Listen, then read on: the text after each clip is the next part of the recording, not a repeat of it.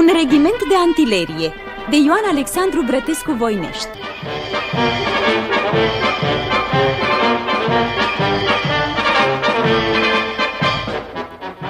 Povestirea face parte din volumul Întuneric și Lumină, publicat în anul 1912.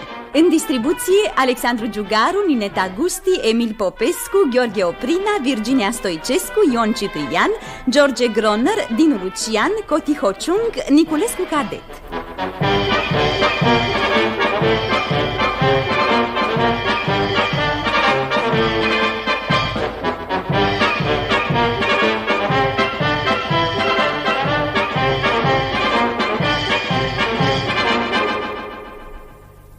Aoleuleano, aoleuleano, of, la mea, draga mea, leano. Rog onor clienții turmentați să nu turbure pe ceilalți consumatori. Of, leano, aoleu, draga mea. Care e alți consumatori, neanițe? Că-s eu singurel în toată hardughia asta. Singurel, cu foful meu leano. Dacă onor clientul care stă de 2 ceasuri cu un dorobanț amărât de țuică în față nu respectă localul, te iau de guler și te dau afară. Auzi, bețivule? Lasă, Niță! Lasă-l! Ei, nu spune mintea cu el și așa stăm cu prăvălia goală. Pară să-mi semne că e cineva, că de dimineață n-a intrat decât neisprăvitul ăsta. Pe mine să mă respectați, că eu sunt onor client și n-are voie să mă tulbure nimeni. Să mai vine un dorobanț. De care? De 12, de 14, de 16, de 17 sau special?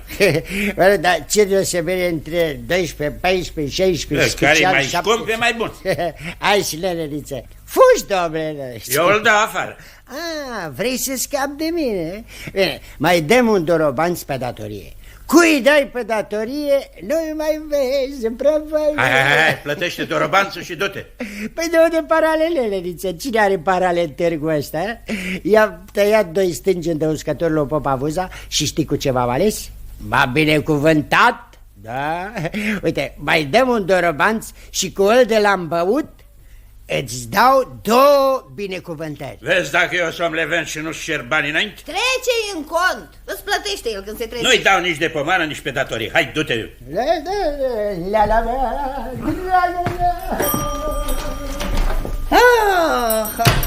Bine că s-a dus. Ce? Neneniță. Nu mă lua cu neneniță că nu mă duci. Hai, pleacă. Neneniță. Oleu, nemâncat mai ești. Dă-i o ciorbă miță să nu spună că a murit de foame în pragul meu.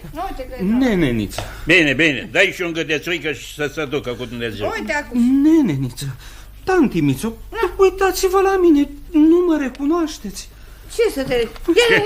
Ia treci în lumină să te văz. Uite. Niță. Niță, să știi că e... Sfinte, Doamne, știu. Ești Simache. Vărtu Simache Tănăsescu. Dar ce-i cu tine, omule, în halul ăsta? Ia uite. Ce să fie, tanti Mițo, neneniță. Am ieșit și eu în lume să-mi caut norocul. Acasă o zi posteam, o zi flămânzeam și până a 3-a nu mâncam. Ia uite. Bătrânii s-au prăpădit, bordeiul s-a dărâmat și am venit la voi să mă luați cu simbrie, să vă muncesc cu cinste și cu credință. Stai jos, Simache, taică, stai jos. Dă-i Mițo să mănânce și să bea pe săturate. Să rămână, tanti Mițo. Ia și mănâncă. Să rămână. Sărac. Bă, băiatule, eu te-aș opri aici, că ar fi mai vesel. Nu de muncă ne plângem noi, dar de vermic. O să stai să slugărești aici și tot cu nimic nu o să te alegi. Că ajunge să ai de mâncare, de băut și o buleandră pe tine. Ești tânăr, acum trebuie să prinzi și tu cheag. Târgul-i mort, Simache. Abia o scoatem noi ăștia vechi la capăt. Pentru un venetic ca tine nu o să fie nicio procopsel. Du-te mai departe în lume, caută un loc mai bun. Așa e, Simache. Uite, noi te-om ajuta. Ți-om dat și ceva bani. Da, sigur, îngerașule. Du-te, Simache. Du-te, încearcă, deschideți o prăvălioară ceva și la cine știe, poate te trage ața spre noroc. Da? Vă mulțumesc că mă ajutați. Să trăiți, neneniță și tantimiță. Să trăiți. Umblă sănătos. Să trăiți, neneniță și tantimiță.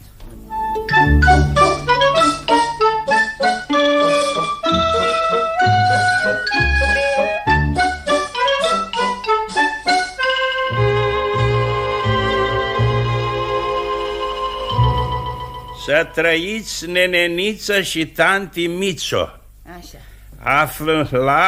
Aflați despre mine că sunt bine sănătos, ceea ce vă doresc și vouă. Eu sunt la Pitești și în ăștia 8 ani de când am plecat de la voi, am ridicat prăvălie bogată, ia-uzi, Mițo, care și eu sunt alei proprietar și să vină neneaniță să vadă că și eu am prins cheag și tanti Mițo, mersi că m-ați ajutat și asta și mata să vii și vă invit cu drag și măcar neneaniță să vină la mine care mă semnez Simache Tănăsescu, proprietar de prăvălie bogată și frumoasă. Ce frumos scrie. Eu zic, Mițo, să mă duc să-l văd ce zici îngeracele. Să văd și eu minunea asta, că tare mai curgeau zdrențele după el. Ce zici, Mițo, dau o fugă la Pitești? Da, eu știu. Du-te, Niță, du-te.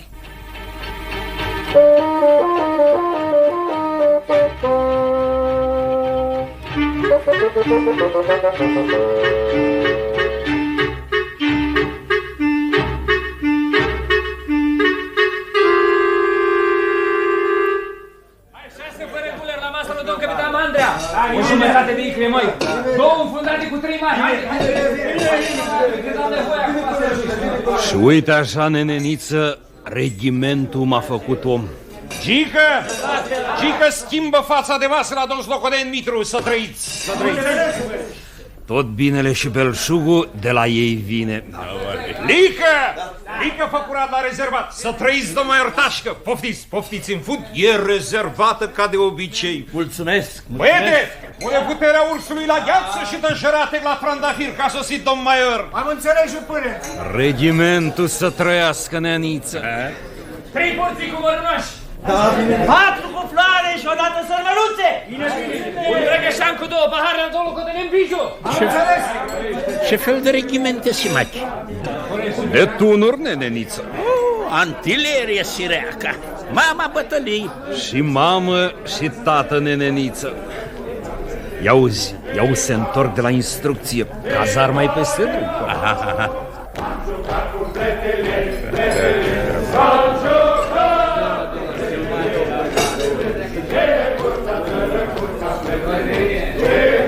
Asta, antilerie, tot antilerie.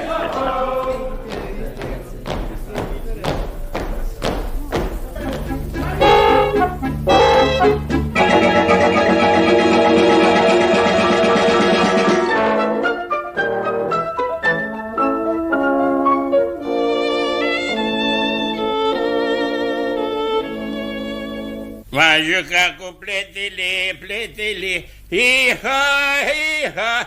Așa cânta Mițo, antilerie.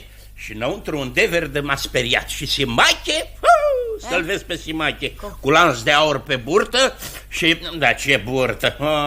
Și lume peste lume. Și ce lume? De ce vrei, Mițo? Regimentul peste drum. Și ce regiment? Antilerie, Mițo, antilerie. Ce-ar fi, Mițo, dacă la noi vis-a-vis în fundătură, unde a fost arsenalul, ar fi un regiment de antilerie? Mamă, sunt câteva pogoane de curte goale și clădirile mai toate pustii. Ce bine s-ar fi potrivit cu un regiment de antilerie. Ce treabă ar fi, Mițo, îngeracele? Ce să... Așa e? Ce? Hai să ne culcăm că e târziu. Ai fi obosit de drum. De ce obosit, Mițo? Spre odihnit în nenorocitul ăsta de oraș. De-ar fi aici un regiment de antilerie să mă obosească. Doamne, și cum cântau. Rap, rap, rap, rap. M-am jucat cu plete. li. Aha, m-am jucat cu pletii, rap, rap. Și toți însetați și toți înfometați. Rap, rap. Antileri. Asta-i mama bătălii. Rap, rap. Și toți în prăvălie la simachi. Antileri. Ce bine ar încăpea în fundătură. Oh!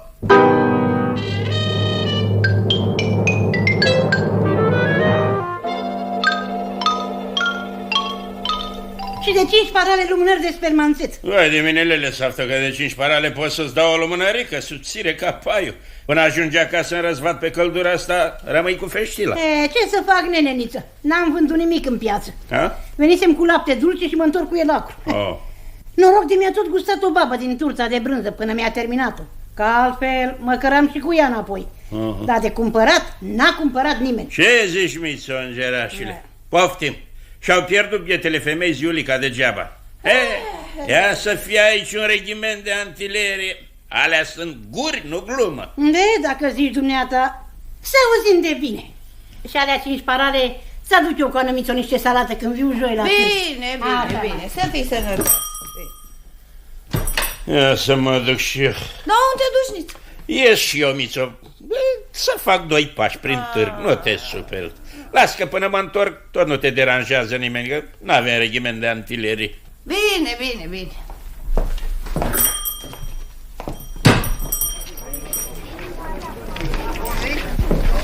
Bună ziua! Bună! Binecuvintează, părinte! Cu domnul, fiule, cu domnul. Noroc, bă! Să trăiți, pane Virgilică, să trăiți! Noroc! De închiriat o daie mobilată la domn singur de preferabil funcționer. Iată, coană mândică, a rămas cu odăile neînchiriate. Ia să fie aici un regiment de antileri. Așa e că și le-ar fi închiriat. Hai să trăiești, Sandule. Să trăiești, panenițe. Ai auzit de conotăți? Ce vrei, Sandule? Lume puțină de vermic. Ia să fie aici un regiment de antileri. Atâția oameni, ofițeri, cu coane, regiment de antileri. Asta-i salvarea. Hei, Manolică! Da? Ia vii puțin pe la mine, domn Manolică, Ghicheș. O să trăiești, neneniță. Te promenezi, te promenezi. Și zi așa, domn Manolică, dumneata mi-ești naș acum, Neneniță, dar ce vorbă e asta? Ce nășie? Lasă vorba că știu tot, ca mâine o să încerc să-ți pup mâna, nașule. Stai, neneniță, stai, nu te aprinde pe cinstea mea. Acum nu strica și cinstea după ce ți-ai stricat obrazul. Crezi că nu știu că mai poreclit neanița antilerist? O glumă, neneniță, nu te mai formaliza și dumneata. Zău că eu... Nu te teme că nu mă supăr. Nu mă supăr. Să dea Dumnezeu și mai capricistă să împlinească gândul meu și îl chem pe Goldenberg Zugravu să-mi schimbe firma la Antileristul. Da, râdeți voi, râdeți, dar salvarea orașului ăsta tot un regiment de antilerie este. Dar cine râde, neneniță? Păi să spun ce a vorbit ieri seara la club, fostul prefect.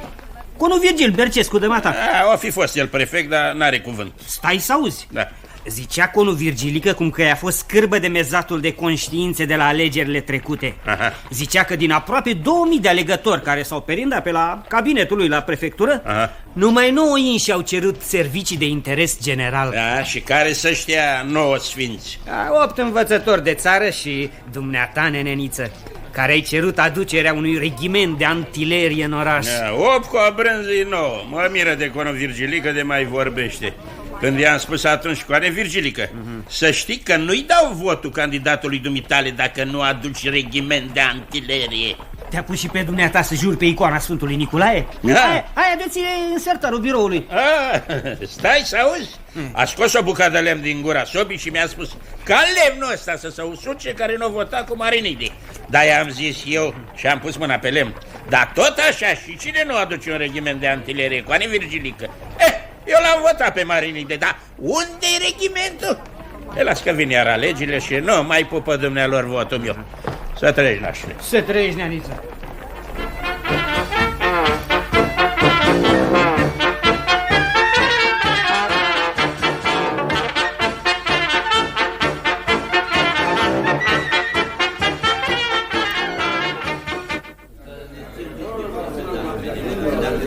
Domnilor, liniște! Dăm citire manifestului manifestul electoral al guvernului. Iar minciuni. Articolul 1. Se va tam-para-pa-tam-tam, pam-para-ta-ta-para-tam, tra-pa-pa-pam. Apă de ploaie. Articolul 2. Tem-tere-pe-pe-tre-pep, tep-tere-tap-tap-tap-tam, pam-para-pa-tam. Baliverne. Articolul 3. Articolul 12. Articolul 17. Vorbe. Articolul 18. Avem făgăduiala formală și solemnă a domnului ministru de război că în cel mai scurt timp vom avea în oraș un regiment de artilerie. Bravo! Bravo! Bravo!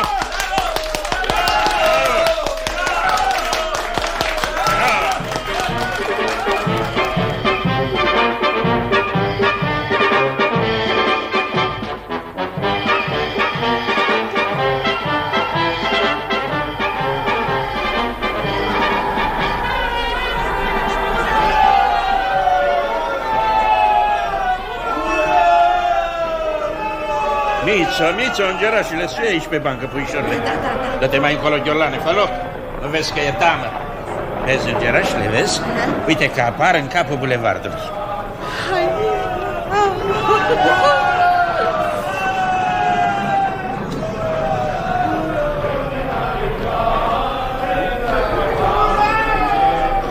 Mițo, îngerașule, ce spuneam acum un an? Regimentul, salvarea noastră. Uite tunurile, uite chesoanele. Uite ofițeri. Ce zici de ei, Mițo? Frumoși, să le dea Dumnezeu sănătate și putere. Nu, Mițo? Să le dea, Miță, să le dea, dacă zici tu.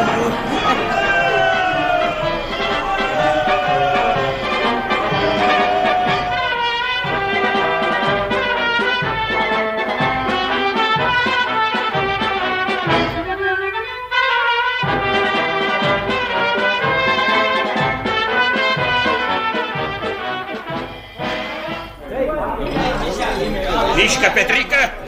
Du la masa lui domn Vagmisul Călinescu 2 șnapsuri și 2 turcești duble. Imediat, domn Vagmisul. Marine! Da, jocâne! Schimbă gheața la domnul ofițer și pune fundurile că-i gata Mița cu frigăruile. Am înțeles, imediat. Imediat, domn colonel, vă servește chiar Mița. Marine, pune la rece 2 de înfundat pentru domn Maior. Bine, domn Maior, bine! Bine ai venit în prăvărie, domnule Manolică, bine ai venit. Bine ai venit, nașule. Nu-mi dai să spui mâna? Ai văzut firma? La Niță Antileristul. Ia cinstește un coneac de ăsta franțuzez. Hai că m-ai botezat. Ia, domn Manolică. N-am ce zice, neneniță, dreptate ai avut. Vine mai altfel. Vorbeau azi avocații la judecătorie. Zicea, s-a schimbat fixionomia orașului. Dar domn Miculescu de colo, domnul Niță să trăiască. Și dumneata care mă luai în râs cu așa, cu pe dincol. Hai noroc, domnule Manolică. Și ține minte, omul dacă nu trăiește pe lumea asta și pentru un ambiț, degeaba că... Ce faci cu vrăbioarele, domnule? Vine, domn colonel Vulpe, vine Mița! Da? Servește vrăbioarele la masă, domn colonel. Da, îndată. Vă rog, lăsați, domn colonel, să schimb tacâmurile, sunt de pește. Ce doriți ca acrituri? Varză roșie sau cocoșari în oțet? Eu-aș vrea niște... Doamnă, dacă-i serviți dumneavoastră, că mănânșița dumneavoastră, oricât or fi sta cocoșari în oțet, devin dulci. Domnule locotenent Miron Făgețel, fi rezervat și la locul dumitale. Doamnă. Vă trimit cocoșarii prin Petrică. Auzi, domnule Manolică, ce demn noi Mița. Cum îi pune la pom pe toți?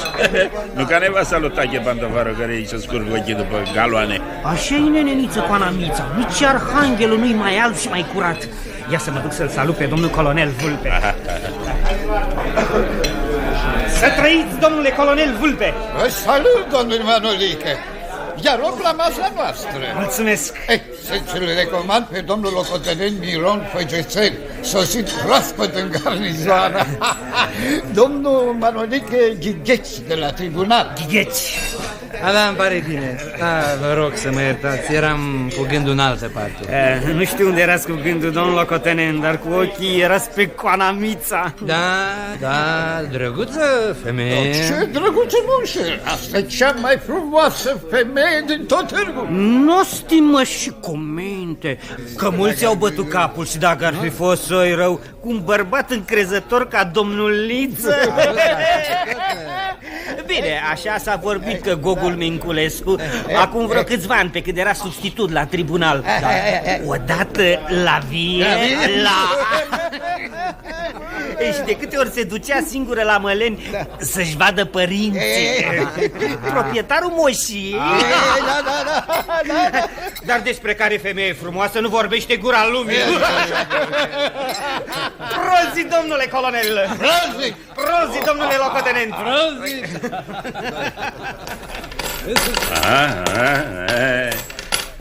Ce zici, Miță, îngerașile? Înainte nu făceam așa de ver nici într-o săptămână. Așa-i cum zici tu, Niță. Așa, Miță, îngerașile, așa.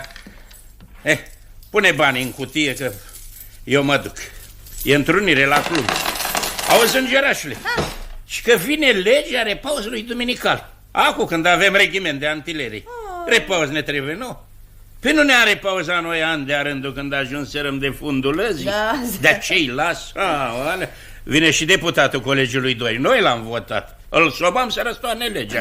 Altfel nu mai pupă el vardis la poartă. Auzi, dumneata, ce le vine în cap repauz duminical.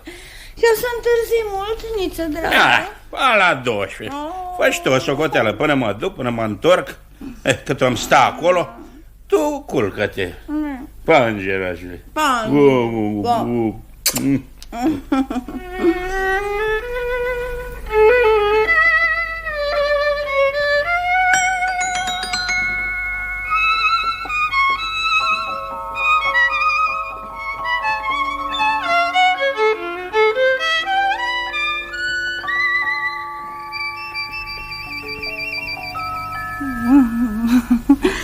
Nu te-a văzut nimeni, Miron? Nimeni. Amorul meu. Da, dumnealui sper să întârzie, nu? Da, până la 12 nu se întoarce, că e întrunire mare la club. Protestează negustorii contra repauzului duminical. Doamne sănătate că a inventat repauzul duminical. Dar noi, miții, noi repauz nu o să ținem. Repauz nu o să ținem. Că trebuie să ne îndreptăm oasele care ni s-au muiat de atâta repauz. Așa că, domnule deputat, noi suntem contra. Și când dumneata ești alesul nostru, trebuie să fii și dumneata contra. Onorați comersanți, vă promit în mod solemn că voi combate această lege cu toată vigoarea. Voi vota contra și... Dar vă rog, dacă s-o întâmpla să nu pot împiedica votarea, că de nu sunt eu totul acolo, vă rog să nu fiți supărați pe mine, că dacă ne gândim, are și legea foloasele ei și de, așa-i lumea, nu poți să mulțumești pe toți. Că omul când cere un bine pentru el, trebuie să se gândească dacă binele acela folosește și altora. Uite! Domnul Niță Ionescu, iaca, dumnealui un lucru a cerut, aducerea unui regiment de artilerie. Negreșit că trage și dumnealui profit. Dar ia gândiți-vă câte avantaje pentru toți cetățenii.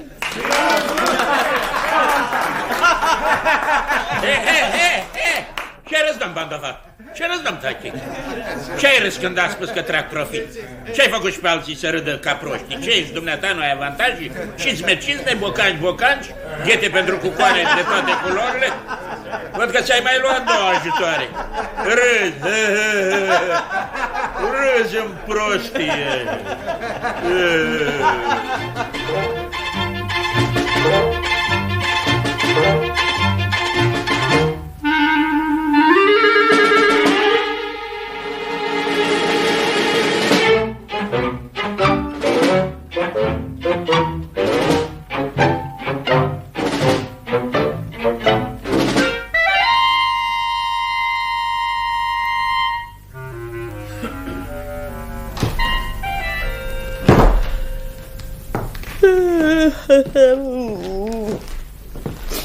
E târziu. Acum a bătut jumătate la 12. Mițo. Dani. Mițo. Da. Tu știi cu cine am dat nas în nas pe ulița noastră? De unde să știu? E somn. Mițo, lasă soamnele. Cu locotenentul Miron Făgețel. A încercat el să-și ridice gluga, dar eu am ochi buni. De unde venea? De unde să știu, Ioniță? Ce? Parcă înainte de culcare am auzit râsete alături la Tache Pantofaru. Ce să râd acolo? Tache era cu mine. Copiii n-au, ucenicii pleacă la asfințit. Cu cine să râdea ea? Sau... Doamne, să știi că lui Tache Pantofaru și cu locotenentul? Săracu Tache, și eu care l-am certat astă seară. Bietul regiment de antilerie. Pentru unii mă, pentru alții ciumă. Săracu Tache. Da, mai lasă-l în plata domnului. N-are decât să o păzească mai bine și haide-te culcă. Nu mai plânge, fiecare cum și aștept. Nu mai fi așa aspră îngerașule, cade năpasta pe om. Tu n-ai de unde să știi câtă răutate. Auzi, și cum râdea azi când deputatul zicea că trag profit, râdea de mine și acasă la el. De tine? Cum, dar de ce râdea? Că eu am tras profit de pe urma regimentului de antilerie. Dar mai profita ca el nu e nimeni din oraș. Se bucura că i-a crescut clientela. I-a crescut și clientela, i-au crescut și pe frunte. Nu trage numai el profit, trage profit toată familia. Ai văzut, Mițo, cum l-a procopsit regimentul de antilerie?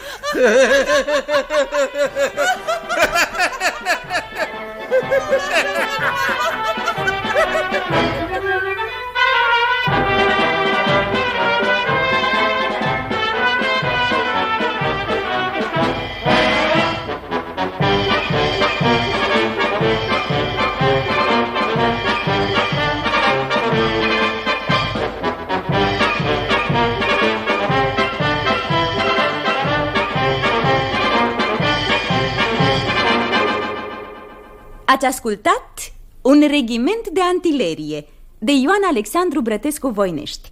Distribuția a fost următoarea: Niță, Alexandru Giugaru, artist al poporului; Mița, Nineta Gusti, artistă emerită; Bețivul, Emil Popescu; Simache, Gheorghe Oprina; Lelea Safta, Virginia Stoicescu; Manolică, Ion Ciprian; oratorul, George Groner, artist emerit; locotenentul Miron, Dinu Lucian; colonelul Vulpei, Coti Hociung; deputatul, Niculescu Cadet; regia tehnică, Ion Mihailescu; regia de studio, Crânguța Manea; regia artistică, Ion Vova.